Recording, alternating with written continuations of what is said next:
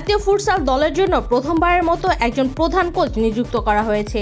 ইরানের অভিজ্ঞ কোচ সাইদ খোদারাহমি এখন থেকে দায়িত্বে থাকবেন দেশের ফুটসাল উন্নয়নের ভার নিয়ে। শনিবার বাংলাদেশে পা রেখে রোববার তিনি উপস্থিত হন বাংলাদেশ ফুটবল ফেডারেশন ভবনে, যেখানে তিনি প্রথমবারের মতো সংবাদ সম্মেলনে অংশ নেন। 59 বছর বয়সী এই কোচ শুরুতেই পড়তে যাচ্ছেন এক কঠিন পরীক্ষার মুখে।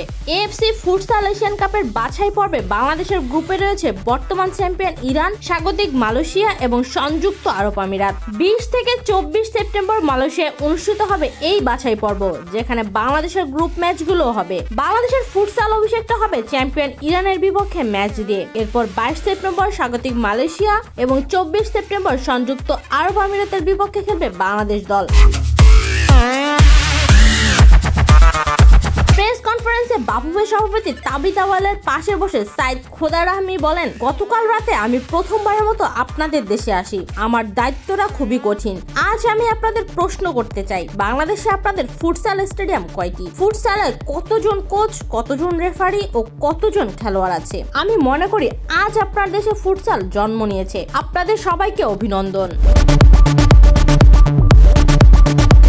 ফুটসালে বাংলাদেশ একেবারে নতুন, তাই শিশুর মতো অবস্থায় থাকা বাংলাদেশের ফুটসালের সহযোগিতা করতে চান তিনি। বাংলাদেশের ফুটসাল নিয়ে নিজের আশাবাদের কথা জানিয়ে সাইদ বলেন, দক্ষিণ এশিয়ায় বাংলাদেশ ফুটসালের ভবিষ্যৎ খুব শক্তিশালী। আমি অনুরোধ করছি সবাই হাতে হাত ধরে কাজ করবেন, কারণ ফুটসাল এখন শিশু আর শিশুদের সহায়তা প্রয়োজন।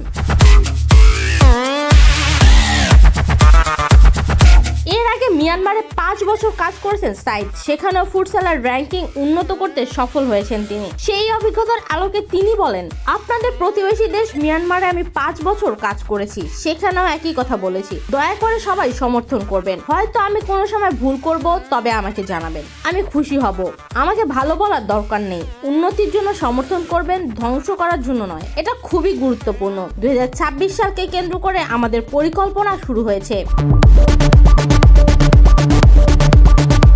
আগামী বছরে ইন্দোনেশিয়া অনুষ্ঠিত মূল পর্বে খেলতে হলে বাছাইয়ে নিজেদের গ্রুপ চ্যাম্পিয়ন হতে হবে বা সেরা 7 রানার্স আপের একটি হতে হবে বাংলাদেশকে। সে লক্ষ্যে ইতিমধ্যে দল গঠনের কাজ শুরু হয়েছে।